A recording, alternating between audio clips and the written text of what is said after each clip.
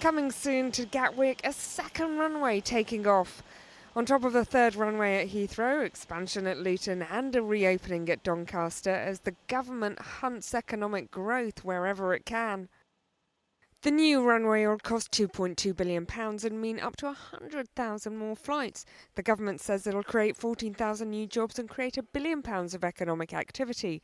But critics warn it'll also notch up 1.5 million tonnes of extra carbon. Don't worry. Okay, good. Comfortable? Yes, I am. Okay. In the cockpit, Rachel Reeves is learning how to navigate her own plane. The clear sunny view a far cry from her day job, where squeezed consumers, high borrowing costs and policy U-turns fill the horizon. Oh, that's our new runway. Very good.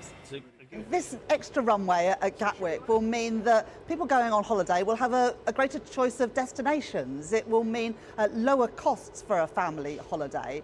And it will also mean more good jobs, paying decent wages through this injection of cash into our economy. We said, as a government, we would back the builders and not the blockers, and that is exactly what we are doing with this announcement. In 9 weeks, the Chancellor will present the budget, but much of it hangs on what the Office for Budget Responsibility thinks.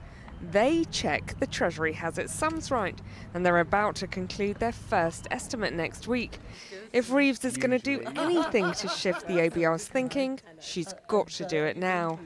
But climate advisors doubt the government can rubber stamp all this expansion and meet its legally binding carbon targets.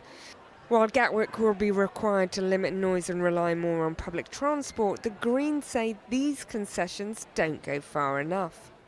Labour is still pretending to be green, and I don't believe that they really can make that claim anymore. Many of the decisions they've made are worse than decisions that the Conservatives made when they were in government. This model of economic development is driven by lobbying instead of logic. We've got the very big businesses with great lobbying organisations like Gatwick, like Heathrow, who've somehow convinced this government that new airports are the answer. Exactly the wrong kind of development we need in the south east of England. I can think of dozens of better ways to develop new businesses, to support the struggling towns and cities along our south coast.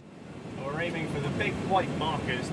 To land her budget, the Chancellor has to prove she remains in control, navigating between voters concerned by climate change and the companies she needs to deliver economic growth. It's a narrow runway that's hard to spot every time. Just like that. Perfect. That's your flight finished. Very good. Thank you very much. Well done. Well done. Thank Good you. job. And I'm joined now by the Chief Secretary to the Treasury, James Murray. James Murray, Rachel Reeves said 4 years ago she was going to be the first Green Chancellor, and now you have this second runway at Gatwick, there's going to be a third at Heathrow. I mean, it's born out of desperation to get growth, isn't it? The reason we've taken this decision and the decision around Heathrow and indeed other decisions around nuclear energy, for instance, is because we're going to get on with building the infrastructure that our country needs. You know, I can't think of how many times over the years people have talked about Gatwick, talked about Heathrow, talked about nuclear, but over the previous government's 14 years, those decisions were just ducked and ignored and no decisions were taken and nothing got done, and we're getting on with it. But the Green Chancellor bit, I mean, to hell with that, basically. Well, no, look, we've been very clear that any airport expansion must align with our environmental targets, and our approach is based on evidence which shows that we can meet our environmental targets through things like sustainable aviation fuel, through new technology, through carbon pricing measures and so on.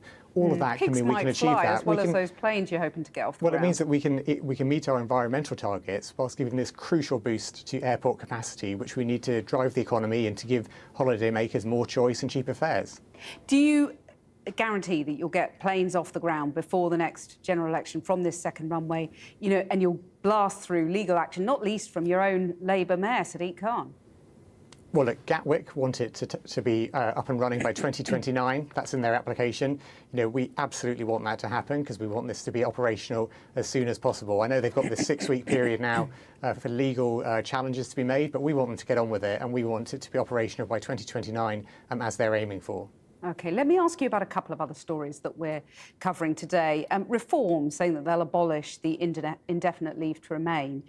You've said their policy is unfunded, unworkable and falling apart. It's interesting you object to the practicalities of it rather than the principle, do you?